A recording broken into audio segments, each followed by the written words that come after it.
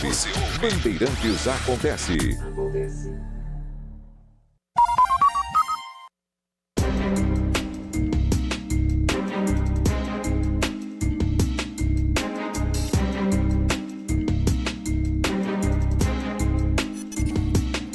Saber, entender, compreender, conhecer, descobrir, ouvir. Bandeirantes Acontece. Aquela carta de Donald Trump que ele escreveu e endereçou ao Lula, ela tem um amontoado de tolices e, como dissemos há pouco, uma mentira elementar, porque não é algo subjetivo que possa ser discutido. É aritmética, déficit ou superávit, não é? O Trump diz que há um insuportável déficit, que as coisas não podem ficar assim, que as tarifas são necessárias por isso. Só que não há o déficit, há um superávit dos Estados Unidos. É óbvio que alguns setores sofrem mais com o risco de que isso de fato entre em vigência a partir de 1º de agosto. E há 3 estados que sofrerão os maiores danos nas suas exportações.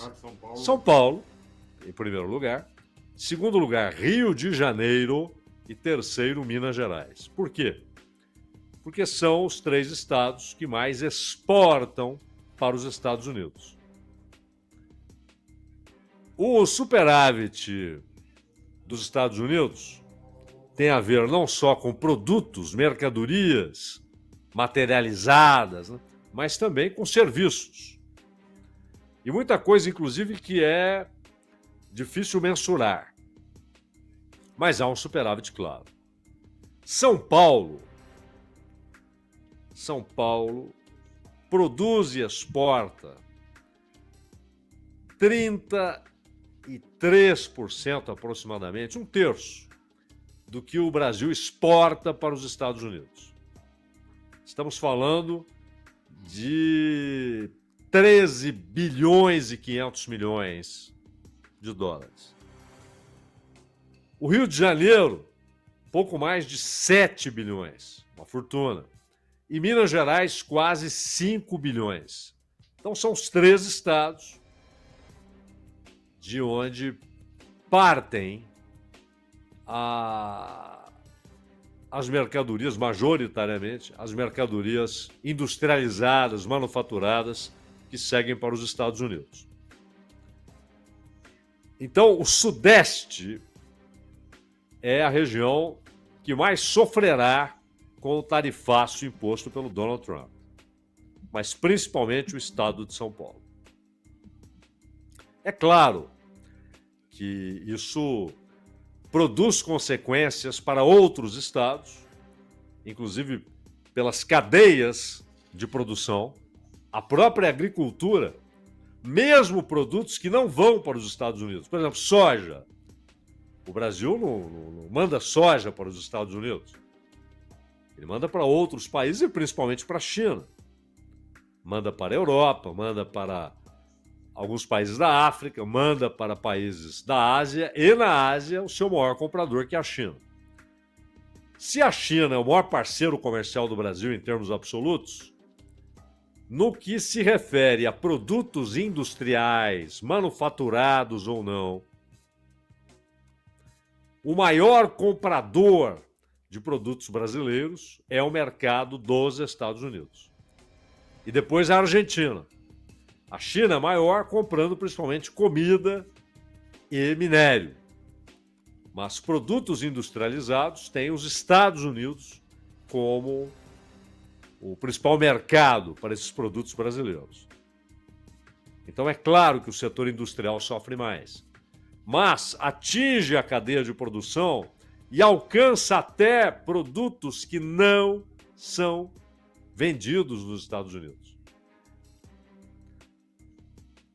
De qualquer maneira, até porque, dependendo do tipo de retaliação que o Brasil adotará, é claro que isso pode ter impacto no preço de produtos que saem dos Estados Unidos para o mercado brasileiro. De todo modo, nós tivemos 4 correntes de reação aos ataques de Trump contra o Brasil. Há uma chamada esquerda independente e ela tem uma parte que é revolucionária, uma parte que não é revolucionária, mas é reformista, mas é chamada de independente porque não está atrelada ao PT. Não oferece apoio incondicional ao Lula e ao PT. É uma esquerda independente. E nela está incluída, nesse rótulo de independente, está incluída a chamada esquerda revolucionária, que é obviamente minoritária, né? E com pouquíssima representação parlamentar. Mas, ao mesmo tempo, quando se avança para a chamada esquerda independente, para, por exemplo, a parte do PSOL, que nem pode ser chamada de revolucionária, mas que é independente, uma parte que é minoritária no PSOL, não apoia incondicionalmente o Lula e o PT. Ali estão Sâmia Bonfim, Glauber Braga, Luiz Erundina, Fernanda Melchiona. Esse grupo, mas também aqueles que não têm representação parlamentar, como o PCBR, o PSTU, etc., que compõem a chamada esquerda revolucionária, mas e também alguns reformistas que são independentes, enxergam nessa situação a possibilidade de uma mudança radical e histórica nas relações com os Estados Unidos. Incluindo aí a tentativa, inclusive, de formar uma frente internacional, ou seja, reunir outros países dispostos a realizarem mudança parecida. Isso vai acontecer? Não. Não.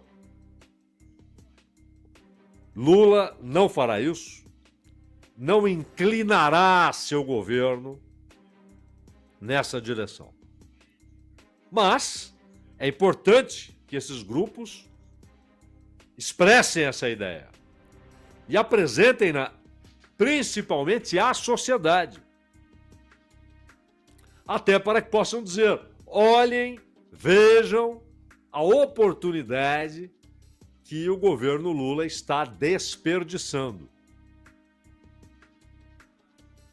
É uma posição coerente. É uma posição que não olha só para esse episódio, mas para o histórico da relação entre Estados Unidos e Brasil. E entre Estados Unidos e América Latina, ou seja, incluindo até um país da América do Norte, que é o México, toda a América Central e toda a América do Sul. É uma posição coerente, mas que obviamente não será realizado, o Lula não fará isso. E a gente já vai falar sobre a posição do governo, mas o Lula não fará isso. Mas é preciso expor essa ideia, essa posição, essa opinião, esse princípio à sociedade. Bom, a Bolsonaro, seus filhos e uma parte do bolsonarismo, esse grupo, obviamente, principalmente Jair Bolsonaro e seus filhos, que defendem simplesmente que as exigências de Trump sejam acatadas. Enfatizam, por interesse próprio, é claro, a aprovação de uma anistia aos condenados por tentativa de golpe de Estado e abolição violenta do Estado de Direito, o que abrangeria até os réus, ou seja, aqueles que ainda não foram julgados. É o caso do Bolsonaro. O Bolsonaro não foi condenado. Ele está sendo julgado. Mas eles sabem que a possibilidade de condenação é imensa, se não inevitável, a condenação. De qualquer maneira,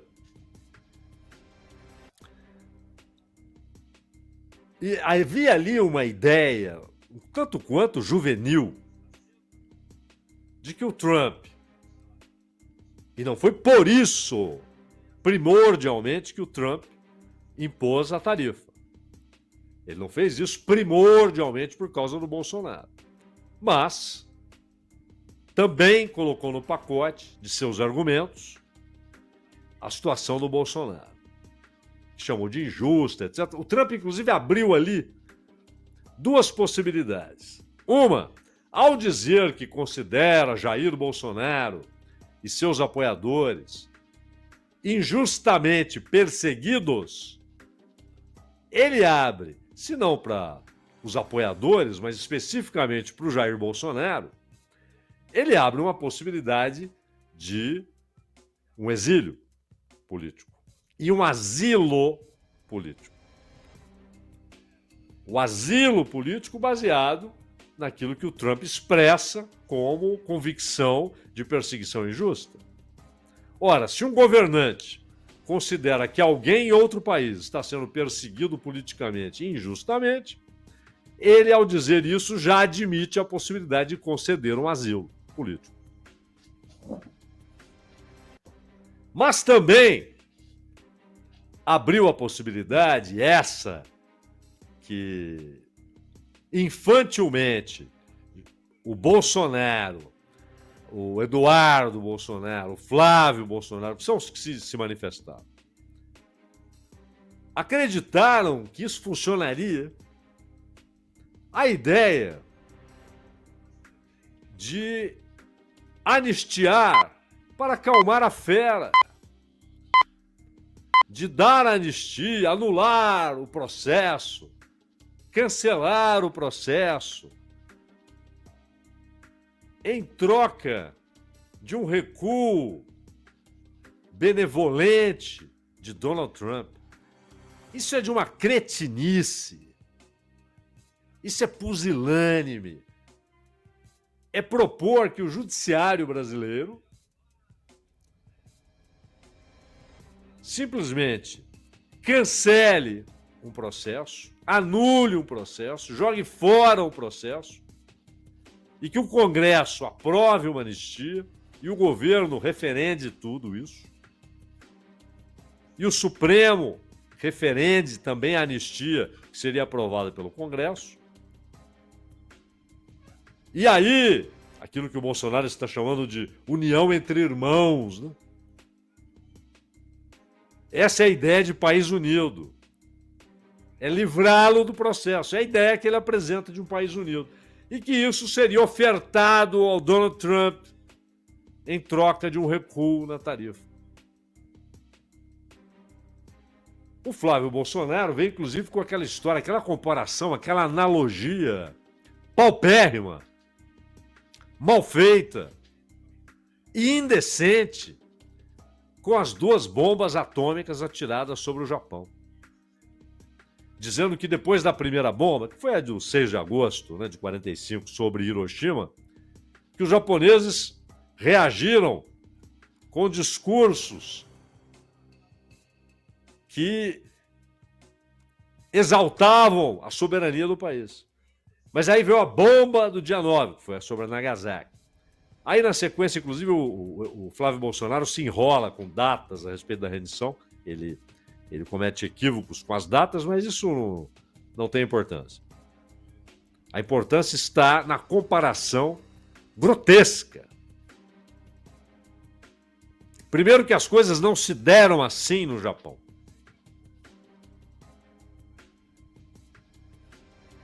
Segundo, que o que ele está sugerindo é que qualquer resistência fará com que Trump atire outra bomba. Que bomba, entre aspas, obviamente, não é uma bomba atômica, mas uma bomba econômica. Sanções. Tenha paciência. Pedem uma rendição. Pedem ao país que fique de joelhos diante de Trump. E talvez, então, ele tenha um gesto de boa vontade e recue. Essa é uma posição pusilânime, grotesca. Mas será que realmente imaginaram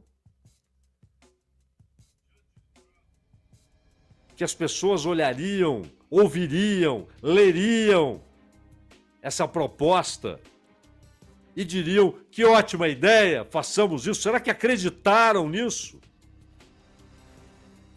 Porque, além de pusilânime e estúpida, é uma proposta infantil.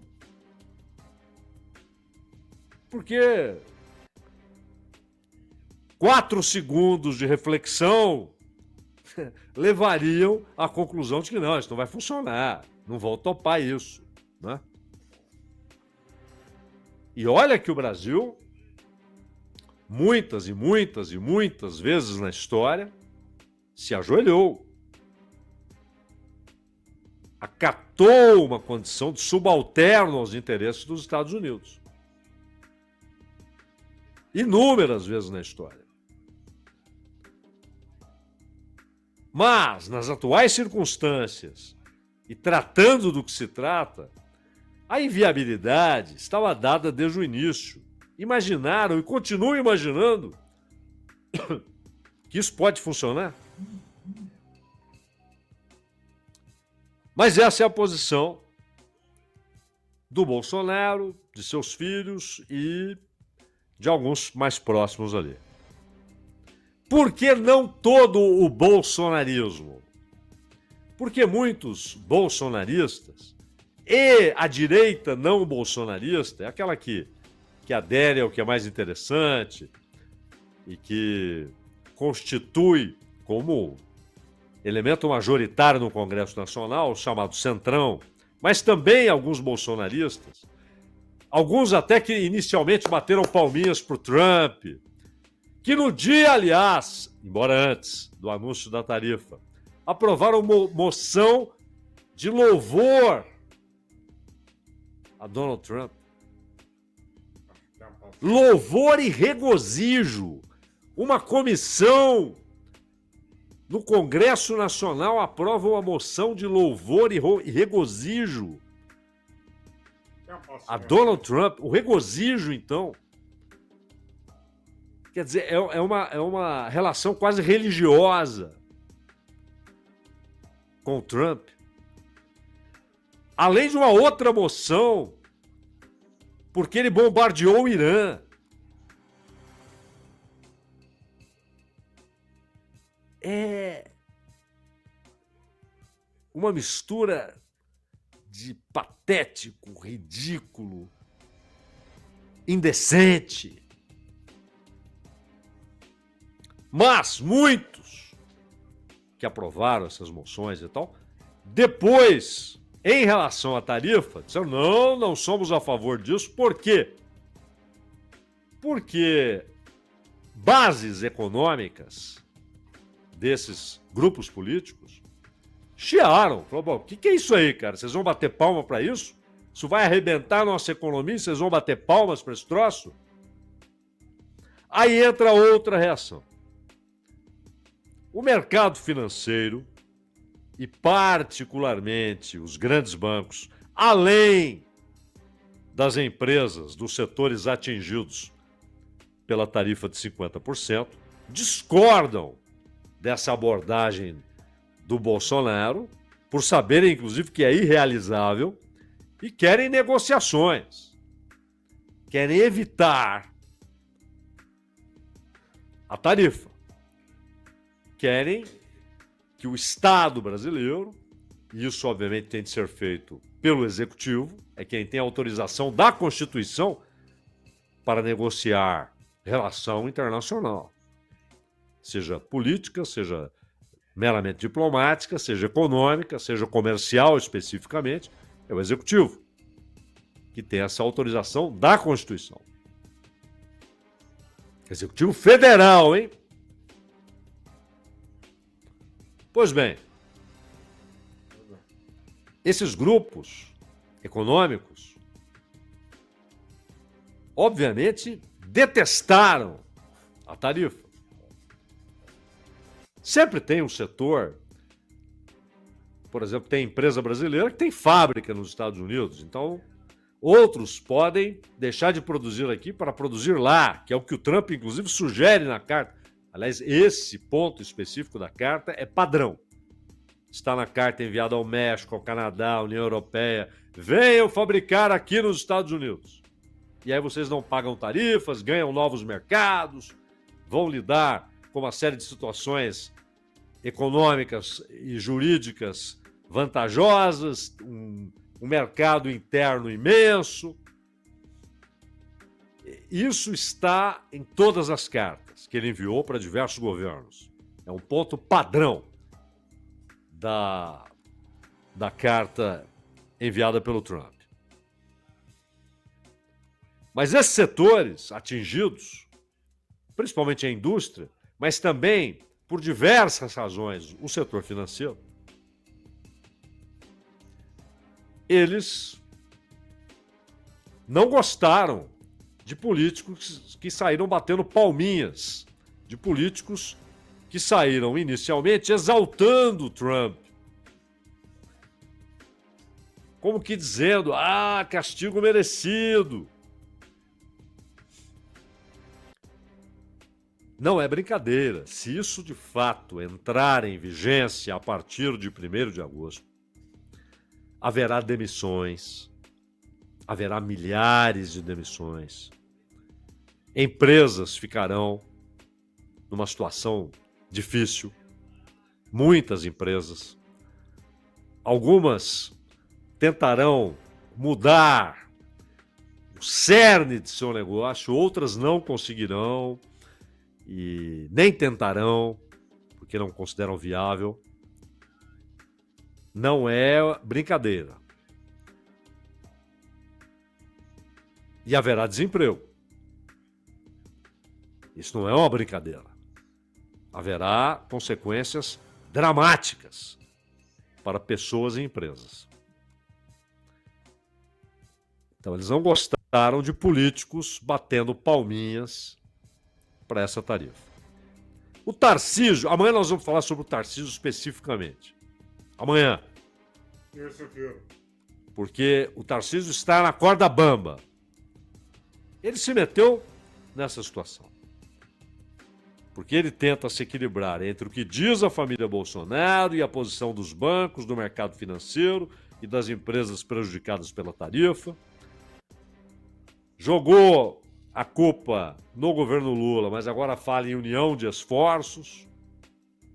A gente vai falar sobre isso amanhã. Inclusive sobre as reações, até jurídicas, àquela notícia que trouxe a Mônica Bergamo de que o Tarcísio teria ligado para ministros do Supremo, sugerindo que o Bolsonaro tivesse seu passaporte devolvido e autorização para ir aos Estados Unidos negociar com o Trump. Negócio também juvenil, né? A expectativa de que pudesse ter sucesso é juvenil. Embora talvez fosse para acenar para o Bolsonaro. Mas falaremos sobre o Tarcísio amanhã. E há finalmente o governo. O governo rechaça o ataque, usa o episódio como mote político e eleitoral, não há dúvida, usará até o ano que vem, erguerá as bandeiras da soberania, da independência, etc., da defesa dos interesses brasileiros. É claro que usará isso política e eleitoralmente, mas comete o erro de tratar a política de Trump como mera excrescência. Como se Trump fosse a excrescência. Por quê? O governo insiste, o Lula, inclusive, particularmente disse isso. O Lula insiste na fantasia de que a relação entre Brasil e Estados Unidos é harmônica e amigável há mais de 200 anos. E que o Trump está mudando isso. O Trump é a excrescência. Isso é repetido, inclusive, na imprensa. Temos uma relação amigável, harmoniosa, há mais de 200 anos. Que harmoniosa! Os Estados Unidos foram os primeiros a reconhecer a independência do Brasil em 22. Junto com alguns estados africanos na época, mas aquilo foi porque eles queriam os europeus fora da América. Espanhóis, portugueses, holandeses, franceses, ingleses, todos fora. Apoiavam os movimentos de independência. E havia, na expressão América para os americanos, do Monroe, presidente Monroe, a doutrina Monroe, na verdade, uma dubiedade, né? América para os americanos no sentido de fora europeus, mas América para os americanos no sentido de os Estados Unidos são a América e tudo que é América Central, do Norte, do Sul, é, na prática, dos Estados Unidos. E isso prevalece. Recentemente, o secretário de Defesa dos Estados Unidos chamou a América Latina de quintal. Não é que as pessoas que dizem os Estados Unidos tratam a América Latina como quintal. Não, ele falou nosso quintal.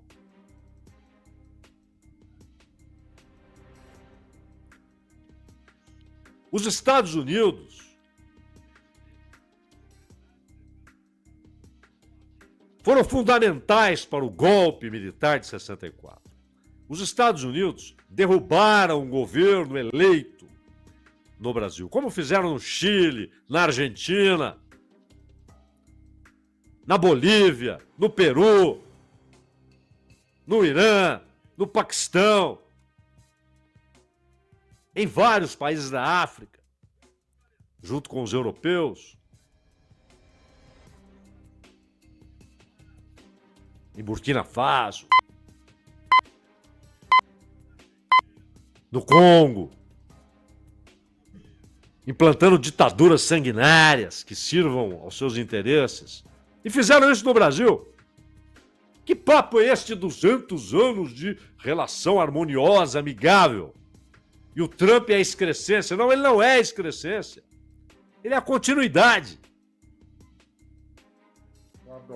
Então a posição do governo, que claro, usará isso politicamente, eleitoralmente, e é normal. Foi dado de bandeja, né? Entregaram de bandeja. Mas essa história de tratar como exceção, Trump é uma excrescência, temos uma relação de mais de 200 anos, uma relação amigável, harmoniosa, isso é uma mentira. Mas enfim, são 4 correntes no Brasil, 4 reações distintas, diferentes aos ataques de Trump, meu caro Danilo Gobato. Lembrando que o